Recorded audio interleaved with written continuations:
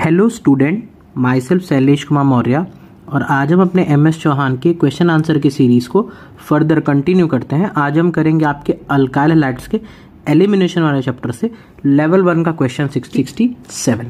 अब देखिए इस क्वेश्चन 67 में हमें क्या दे रखा है, ज़रा ध्यान से देखिएगा। इस तरह की रिएक्शन आपने पहले भी पढ़ी होगी, मेटल के साथ में रिएक्शन, ठीक है। तो CH2 यहाँ पे दे रखा है CH डबल बॉन्ड CH, फिर दे रखा है CH2, यहाँ पे दे रखा है Br और आप कह सकते हो यहाँ पे दे रखा है मुझे जिंक डस्ट, इस तरह से दे रखा है, ठीक है ना, जिंक डस्ट दे रखा है, ठीक। अच्छा, एक आपने 11th क्लास में भी रिएक्शन पढ़ी है जिंक डस्ट वाली, फिनॉल के साथ में जो करते हैं जो बेंजीन बन जाता है वो वाली, ठीक है। तो अब देखो जिंक है ना, ये जिंक है, तो जिंक है क्या बेसिकली, एक है आपका मेटल और मेटल का काम क्या होता है सर, इलेक्ट्रॉन को प्रोवाइड करना। तो ये जिंक क्या करेगा ना, यहाँ पे इन दोनों के बीच में इलेक्ट्रॉन प्रोवाइड का काम करेगा। कैसे प्रोवाइडर का काम करेगा आप बताओ। जिंक कितने इलेक्ट्रॉन दे सकता है, 2 इलेक्ट्रॉन दे सकता है।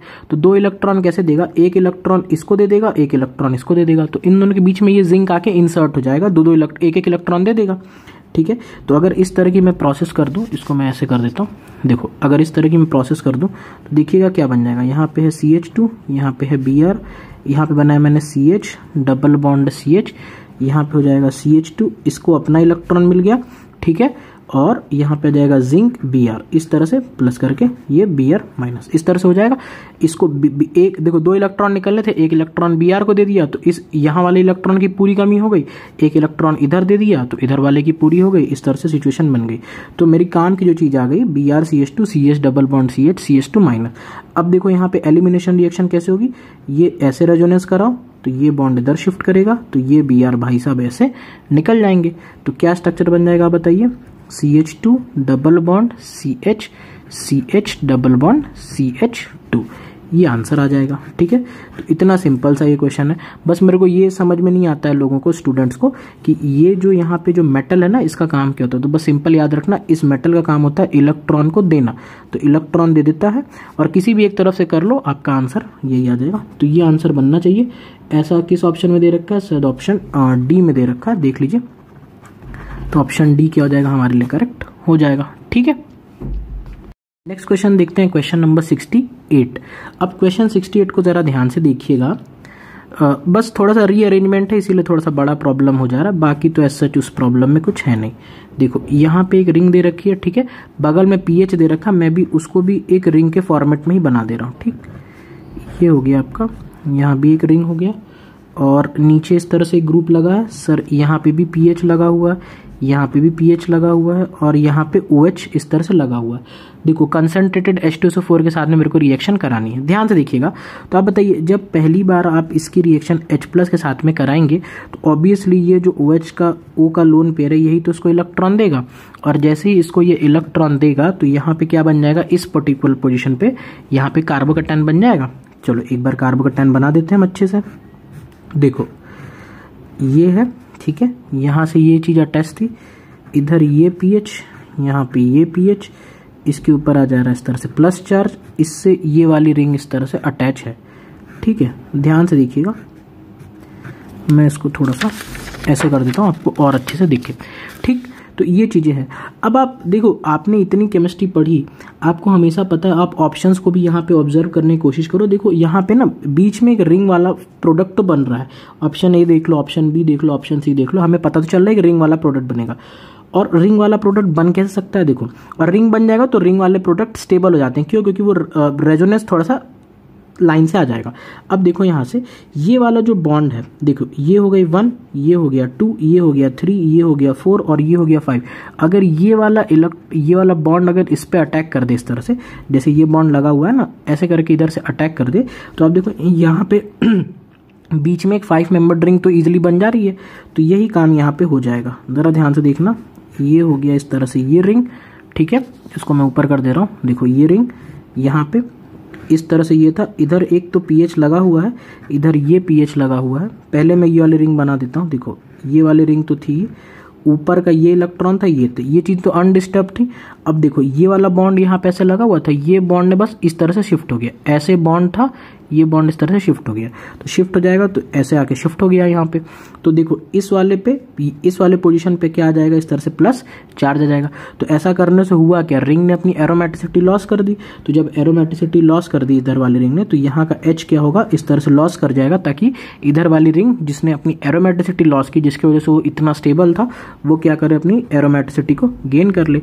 तो बस बन गया प्रॉब्लम। देखो ये डबल बॉन्ड, यहाँ पे ये मान लीजिए इस तरह से ये 5 मेंबर्ड रिंग, इससे ये रिंग अटैच थी, और इधर से ये पीएच, इधर से ये पीएच, तो ये आपका कंपाउंड बनके तैयार हो जाएगा। ऐसा देख लो किस ऑप्शन में दे रखा है, ऐसा ऑप्शन बी में बना रखा है, तो आपके लिए क्या हो जाएगा, करेक्ट हो जाएगा। ठीक है, तो ऐसा है, बस थोड़ा सा ना क्वेश्चन को ऑब्जर्व करके उसी तरह से सॉल्व करते हैं, जैसा क्वेश्चन रहेगा उस तरह से हमारा सॉल्यूशन उसका होना चाहिए। ठीक है, नेक्स्ट क्वेश्चन करते हैं, क्वेश्चन नंबर 69। अब देखो क्वेश्चन 69 में ना, ये जो है आपका बेसिकली अल्काइल हैलाइड का क्वेश्चन नहीं है, ये आपका एल्कोहल का क्वेश्चन है। और एल्कोहल में भी किस टॉपिक से आएगा, आपका पिनाकोल पिनाकोलोन रीअरेंजमेंट। उसकी वीडियो चैनल पे अवेलेबल है, मैं डिस्क्रिप्शन में लिंक भी दे दूंगा, आप उसको एक बार देख लेना, तो आपको थोड़ा सा कॉन्सेप्ट क्लियर हो जाएगा। देखिए यहाँ पे ये है पीएच, CPH, यहाँ पे OH, ये कार्बन, यहाँ पे CH3, इस तरह से CH3, यहाँ पे OH। अच्छा, ये जो पिनाकोल पिनाकोलोन रीअरेंजमेंट होती है ना, यहीं पे मैं लिख देता हूँ, ये एक तरह की इंट्रामोलिकुलर रिएक्शन होती है। इंट्रामोलिकुलर रिएक्शन, इंट्रामोलिकुलर रिएक्शन का मतलब कि एक ही मॉलिक्यूल के अंदर होगी। जैसे देखो यहाँ पे ये कंपाउंड दे रखा है, प्लस करके बगल में एक और कंपाउंड बना रखा है ना, तो जो भी ये रिएक्शन होगी इस कंपाउंड का इसी कंपाउंड में होगा। ऐसा नहीं होगा कि इस कंपाउंड में जो रिएक्शन हो रही है उसका इफेक्ट इस पे आ जाए या इसका इफेक्ट इस पे आ जाए। कुल मिला के हमको अपने घर से ही मतलब है, पड़ोसी के घर में क्या हो रहा है इससे मतलब नहीं है। तो ये दो सेपरेट रिएक्शन है, इसीलिए दो सेपरेट प्रोडक्ट बनेंगे। ठीक है, अच्छा देखने की कोशिश करना, जब आप इसको H+ के साथ में रिएक्शन कराओगे तो देखो अब यहाँ पे पहली बात तो ये आपको सोचना पड़ेगा कि कौन सा OH इसको इलेक्ट्रॉन देगा, यहाँ का OH देगा या यहाँ का OH देगा। मैं आपको समझाता हूँ, यहाँ वाला जो OH है ये इसमें इलेक्ट्रॉन पहले डोनेट करेगा, यहाँ पे बनेगा OH2+ और निकल जाएगा। क्यों, ऐसा इसलिए होगा कि इस वाले पोजीशन में जो कार्बोकैटायन बनेगा ऐसा करके वो ज़्यादा स्टेबल बनेगा इन कंपैरिजन टू यहाँ वाले कार्बोकैटायन से। ध्यान दीजिएगा मैं क्या बोल रहा हूँ, अगर इधर का OH देता तो यहाँ पे कार्बोकैटायन बनता, और इस तरफ का OH देता तो यहाँ पे कार्बोकैटायन बनता। लेकिन इस पोजीशन पे जो कार्बोकैटायन बनेगा वो ज़्यादा स्टेबल बनेगा। क्यों, क्योंकि उसको 2 रिंग का रेजोनेंस मिल जाएगा, यही काम होगा। तो चलिए पीएच, CPH, यहाँ पे आ चुका है कार्बोकैटायन, यहाँ पे है C, यहाँ पे है CH3, यहाँ पे है CH3, यहाँ पे है OH। अब अगर आपने वो मेरी वीडियो देखी है पिनाकोल पिनाकोलोन वाली, तो आपको समझ में आएगा कि यहाँ पे होगा क्या कि अब एक ग्रुप क्या कर जाएगा, इधर से इधर इस तरह से माइग्रेट कर जाएगा। और अगर माइग्रेट कर जाएगा तो क्या हो जाएगा, पीएच, CPH, यहाँ पे आ जाएगा CH3, यहाँ पे कार्बन, ये CH3, ये है OH, और इसके ऊपर है प्लस चार्ज। तो इस प्लस चार्ज को हटाने के लिए होगा क्या कि ये OH अपना इलेक्ट्रॉन इस तरह से डोनेट कर देगा। तो क्या बन जाएगा, पीएच, CPH, यहाँ पे आ जाएगा CH3, ये है कार्बन, डबल बॉन्ड O, यहाँ पे CH3, ये मेरा कंपाउंड बनके तैयार हो जाएगा। ठीक है, तो ये हो गया मेरे फर्स्ट वाले से। अच्छा, कुछ लोग का डाउट ऐसा आता है यहाँ पे कई बार कि सर अगर पहले इधर से कर देते और फाइनली फिर इधर वाला फिनाइल शिफ्ट करते तो ऐसा कर सकते हैं क्या? नहीं, ऐसा नहीं होता है।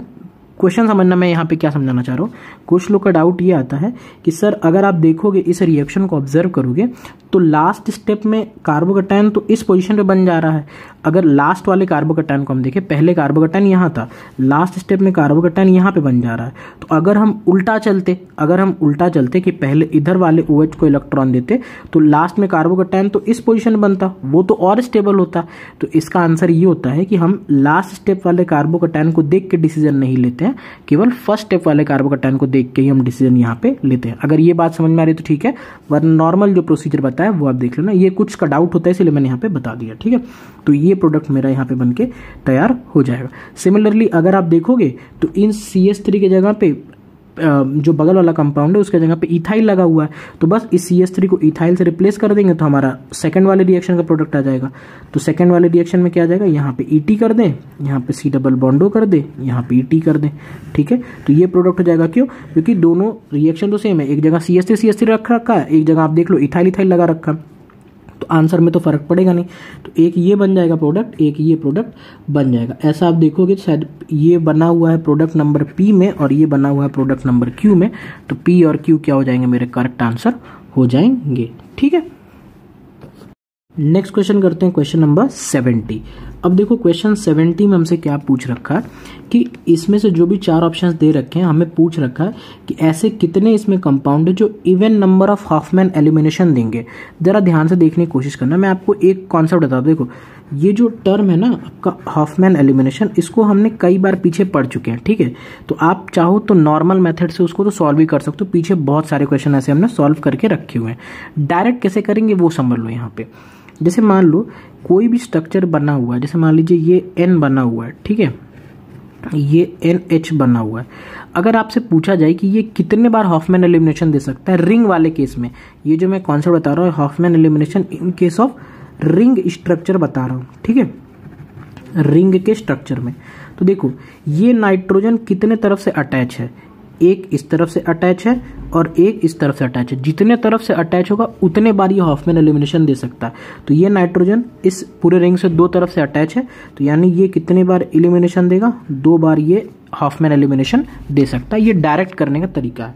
नॉर्मल तरीके से जैसे पीछे बताया उसमें से कर लीजिएगा आप।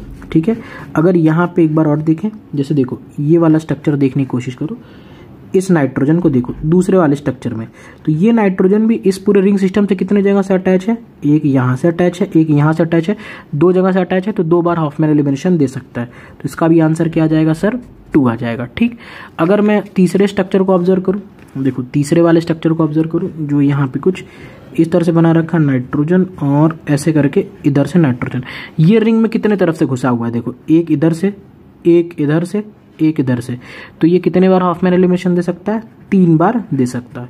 ठीक, तो ये हो जाएगा। और चौथा वाला तो काफी आसान है, वो तो ओपन स्ट्रक्चर है, उसमें तो क्या ही बात करना, ये तो केवल एक ही बार आपका हॉफमैन एलिमिनेशन दे पाएगा, ये तो कोई भी कर देगा। ठीक, तो ऐसे कितने स्ट्रक्चर हुए जो जो even number of time Hofmann elimination दिए, एक आपका ये स्ट्रक्चर और एक आपका ये स्ट्रक्चर, तो ए और बी इसके दोनों करेक्ट हो जाएंगे। हाँ, कैसे देंगे, क्या प्रोडक्ट बनेगा, वो तो पीछे बता रखा, उससे आप कर लेना। लेकिन डायरेक्ट अगर कभी एग्जाम में क्वेश्चन आ जाए तो ये वाला मेथड आना, जितने जगह से रिंग में अटैच है उसको तोड़ दो, उतने जगह से वो हॉफमैन एलिमिनेशन रिएक्शन आपका दे सकता है। ठीक है।